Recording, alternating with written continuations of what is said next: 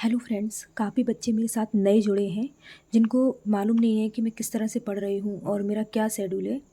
तो welcome back to our channel mentor Divya. और मैं आप मुझे आपकी बड़ी बहन मान सकते हैं, दीदी मान सकते हैं, क्योंकि आप स्पेशली बिगनर्स जो भी मेरे लिए कमेंट करते हैं, मतलब कि कमेंट सेक्शन में जिन डाउट होता है उनका प्रिपरेशन के रिगार्डिंग, तो मैं उसका एकदम जेन्युइन जो होता है अप्रोच उनको बताती हूँ। तो फर्स्ट ऑफ़ ऑल मैं आपको बता देना चाहती हूँ कि जो मेरे साथ नए जुड़ रहे हैं, जिनको पता नहीं है, तो उनको मैं बता देती हूँ कि मैं 2023 से मतलब कि फुल डेडिकेटेड प्रिपरेशन कर रही हूँ बैंक एग्ज़ाम्स के लिए, जिसमें मेरे बैक टू बैक पिछले साल के सारे प्रीलिम्स एग्ज़ाम क्वालिफाई हुए थे और मेंस किसी न किसी कारणवश मेरे अटक गए थे, जिसमें मेरा थोड़ा इंग्लिश का जो सेक्शन है वो कमज़ोर रहता है इस चक्कर में। और इस बार मैं प्रॉपर इंग्लिश पर ही ध्यान दे रही हूँ, और जिसके कॉन्टेक्स्ट में मैंने आज मेरी टू डू लिस्ट को थोड़ा सा चेंज किया है, तो वही मैं आपको बताती हूँ। चलिए, फर्स्ट ऑफ़ ऑल मैं बता देती हूँ कि देखिए, मैं अभी तक पढ़ रही थी, वो भी जो मुझसे जुड़े हुए हैं डेली उनको पता है कि मैं daily to do list share करती हूँ मेरी। अभी मैं नेक्स्ट आने वाली 27 डेज़ कैसे पढ़ने वाली हूँ, 11 जुलाई से लेकर 6 अगस्त तक मैं कैसे पढ़ने वाली हूँ, वो मैं सब कुछ शेयर करूँगी। सबसे पहले मैं आपको बता देती हूँ, इससे ही पहले ना जो मुझसे जुड़े हुए उनको पता है कि मेरे मॉक्स में थोड़े से मार्क्स डिक्रीज़ हो रहे थे, इसलिए मैंने 5 डेज़ 5 चैलेंज किया था। वो भी वीडियोज़ यहाँ पड़ा हुआ है, वो आप देख सकते हैं जाके। एंड देन मैं बता दूं कि 11 जुलाई से 6 अगस्त तक मैं कैसे पढ़ूंगी, एग्जैक्ट 27 डेज़। और उसके बाद मैं 7 अगस्त से 16 अगस्त, क्योंकि 17 अगस्त को तो हमारा प्रीलिम्स का एग्ज़ाम है, तो ऑलमोस्ट 10 डेज़ हमें फुल प्रीलिम्स के लिए डेडिकेट करने पड़ेंगे। वो मैं क्या पढ़ूंगी, वो मैं 7 अगस्त को आपको अपडेट कर दूंगी, है ना। और आप सबको पता होगा, जो मुझसे पहले जुड़े हुए उनको पता है कि मैं टू डू लिस्ट मेरी ऐसी ही होती है, और अप्रोच भी मैं वही बताती हूँ जो एकदम प्रैक्टिकल होती है। ऐसा नहीं है टू डू लिस्ट मेरी 4-5 पेज की हो गई, मतलब सॉरी 4-5 पेज की नहीं, टू डू लिस्ट में मैंने जैसे 10-15 घंटे की मैंने टू डू लिस्ट बता दी, और मैं खुद ही उसको सोच सोच के परेशान हुए जा रही हूँ, और जितना पढ़ने का टाइम है वो मेरा सिर्फ सोचने में निकल जा रहा है। नहीं, फर्स्ट ऑफ ऑल मैं इसलिए रोड मैप बता रही हूँ ताकि जो मुझे फॉलो करते हैं उनको ये पता रहे कि मैं मतलब आने वाले 27 डेज़ में 6 अगस्त तक मतलब मेरा जो मोटा मोटा मैं क्या कवर करने वाली हूँ, और उसमें डेली में मैं क्या पढ़ने वाली हूँ। 27 डेज़ है, एग्जैक्ट 27 डेज़ में। आप सबसे पहले चलिए, IBPS प्रिपेयर का मॉक मैं डेली लगाती हूँ। एडिटोरियल में अभी मेरा थोड़ा सा टू डू लिस्ट आज से मैंने चेंज भी किया है, जैसे मैंने इंग्लिश को थोड़ी सी प्रायोरिटी ज़्यादा दी है, क्योंकि मार्क्स मेरे थोड़े से इंग्लिश में मतलब मुझे सेटिस्फेक्शन नहीं मिल रहा है, इसलिए मैं अब इंग्लिश पे प्रॉपर ध्यान दूंगी, ठीक है। और इंग्लिश ही मेरा मेंस में हर्डल बन रहा है, क्योंकि पिछले जितने भी मेरे पूरे एग्ज़ाम निकले हैं प्रीलिम्स 2023 में और 2024 में, उनमें ना मेरा मेन रीज़न जो रहा है डिस्क्वालीफाई होने का, वो ओनली इंग्लिश रहा है, क्योंकि मैं हिंदी मीडियम की स्टूडेंट हूँ, इसलिए मैं प्रॉपर इंग्लिश को टाइम दे रही हूँ। एडिटोरियल पढ़ने वाली हूँ और इंग्लिश की क्लास करने वाली हूँ, ठीक है।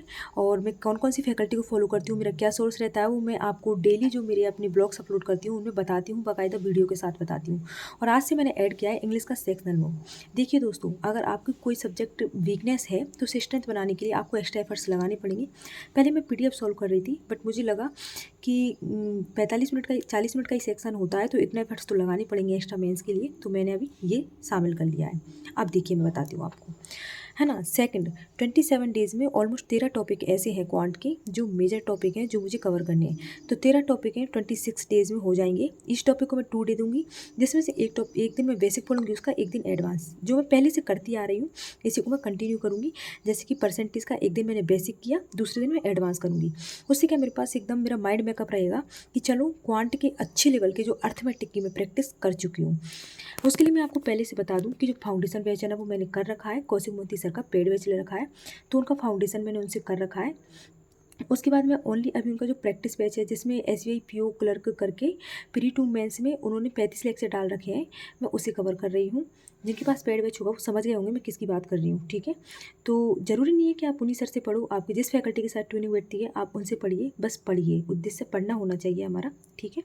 तो ये मेरा 27 डेज़ का रोड मैप क्वांट का हो गया, जिसमें 27th डे मेरे माइंड में क्लियर होगा कि मैंने arithmetic topic wise basic to advance cover कर लिया है, ठीक है। जिसे मुझे फिर दोबारा टच नहीं करना है, जब तक आ जाएगी हमारी 7 अगस्त से हम 16 अगस्त तक प्रीलिम्स पढ़ेंगे, और 16 अगस्त के बाद में हम वापस से प्री टू मेंस स्टार्ट कर देंगे, जैसे ही हमारा एग्जाम हो जाएगा। नेक्स्ट डेली करंट अफेयर्स करने वाली हूँ, और डेली करंट अफेयर्स के साथ मैंने क्या किया है, अभी जो पहले जुड़े हुए हैं वो मुझसे बोलेंगे कि मैं पहले SK की अफेयर्स क्लाउड की PDF पढ़ रही थी। दोस्तों, मैंने अफेयर्स क्लाउड की PDF को भी कम से 20 से 25 दिन फॉलो किया है। मैंने उसको पढ़ने में बहुत मज़ा आया। इन डिटेल न्यूज़ होती है तो बहुत अच्छे से दिमाग में बैठ जाती है, बट जब मेरे अब रिवीजन करने का बारी आई है, तो पिछले 2 संडे से मैं देख रही हूँ कि मैं रिवीजन करने बैठती हूँ ना, तो कंटेंट इतना हो जाता है कि मैं उसको रिवाइज नहीं कर पा रही। तो मेरा मानना ये है कि आप चाहे कम पढ़ो लेकिन उसको मल्टीपल्स टाइम पढ़ो, क्योंकि वहाँ जाके यही होता है कि हमको ना 4 ऑप्शन में से हम 2 एलिमिनेट कर देते हैं, लेकिन 2 ऑप्शन जो होते हैं ना, वहाँ पे जाके हमको फिर से कन्फ्यूजन हो जाता है। तो इसलिए मैं बार-बार वही गलती नहीं दोहराना चाहती।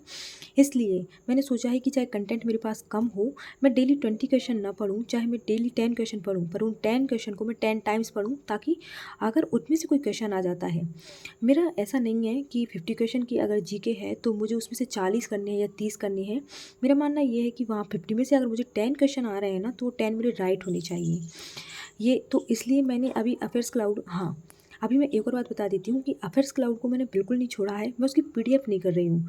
लेकिन at the end last moment पे जब एग्ज़ाम आएगा ना हमारा, तब मैं उसके क्वेश्चन ज़रूर लगाऊंगी, ठीक है।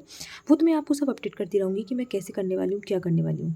फर्स्ट स्लॉट में ये पढ़ने वाले हैं हम, सेकंड स्लॉट में ये, थर्ड स्लॉट में ये मैंने इसलिए बताया है कि आप इतना भरोसा करके मुझे मुझे मतलब मुझे विश्वास करते हो, और कहीं न कहीं थोड़ा बहुत तो आप चीज़ों को इनकलकेट करते होंगे आपकी टू डू लिस्ट में। तो बस मैं इसलिए बता रही हूँ कि देखिए, जब प्रतिदिन डेली हम जो पढ़ते हैं ना, तो उसके पढ़ने के पीछे हमें ये भी पता होना चाहिए कि एट द एंड 15 दिन बाद या 20 दिन बाद या 30 दिन बाद हमारा क्रक्स क्या निकलने वाला है। हमारा माइंड मैप होना चाहिए कि भाई 1 महीने में हम इतना कंप्लीट कर लेंगे। अभी देखिए, सब कुछ करने के चक्कर में बहुत कुछ छूट जाता है, इसलिए मुझे पता है मेंस की डीआई मेरी यहाँ प्रैक्टिस नहीं हो रही है, कोई दिक्कत नहीं है। कम से कम अर्थमेटिक तो कवर हो जाएगा ना। जब प्रीलिम्स हो जाएगा तो तुरंत हम फिर मेंस की प्रैक्टिस का चालू करेंगे ना, तब मैं उसमें डीआई इंक्लूड कर लूँगी, ठीक है। संडे का शेड्यूल जनरली मैं वही करती हूँ, मेंस का सेक्शनल लगाती हूँ, फुल लेंथ अभी मैं नहीं लगाती हूँ, और जीए का रिवीजन करती हूँ। तो मेंस का सेक्शनल जो लगाऊंगी, उसमें देखिए, अब इंग्लिश का सेक्शनल मैं डेली लगा रही हूँ मेंस का, इसलिए मैं मेंस का सेक्शनल जो संडे को लगाऊंगी ना, या तो आइदर रीजनिंग का आइदर क्वांट का लगाऊंगी। और करंट अफेयर्स में पहले 6 डेज़ का जो बैकलॉग रहेगा मैं उसे कवर करूँगी, उसके बाद जब मुझे टाइम मिलेगा 2-3 घंटे का, मैं रिवीजन करूँगी, ठीक है दोस्तों। यही मेरा रोड मैप है। और उसके बाद जब मेरे पास 10 डेज बचेंगे प्रीलिम्स के, तब मैं क्या पढ़ूंगी वो मैं आपको 7 अगस्त को अपडेट कर दूँगी। आप बिगनर्स हैं, आप चैनल पे नए हैं, तो प्लीज़ सब्सक्राइब कर देना। मैं आपको मतलब एकदम जेन्युइन और प्रैक्टिकल अप्रोच ही बताऊंगी। कोई ऐसा नहीं है कि हवा में बातें कर ली जो आपको बिल्कुल भी मतलब कि इम्प्रूवमेंट नहीं दे रही हैं। एंड आप बिगनर्स हैं और आपका तैयारी से रिलेटेड कोई भी डाउट है तो कमेंट सेक्शन में ड्रॉप कर देना, मैं आपकी ज़रूर मदद करने की कोशिश करूँगी। उसके बाद मैं एक चीज़ और बता देती हूँ आपको, देखिए, ये जो डेली फॉलो करते हैं उन्हें पता है कि मैंने ये स्टिकी नोट्स आज ही लगाया है, जिसमें मैंने 1 DI 1 input output 5 critical reasoning, ये इसलिए लिखा हुआ है क्योंकि जब चीज़ें हमारे सामने होती है, नज़रों के सामने, तो हमारे दिमाग को बार बार पोक करती हैं। तो अगर दिन भर में मुझे आधा घंटा ही मिलता है ना, तो फर्स्ट ऑफ ऑल मैं प्रायोरिटी दूंगी क्रिटिकल रीजनिंग को, एंड देन इनपुट आउटपुट को, और देन DI को, ठीक है। Thank you.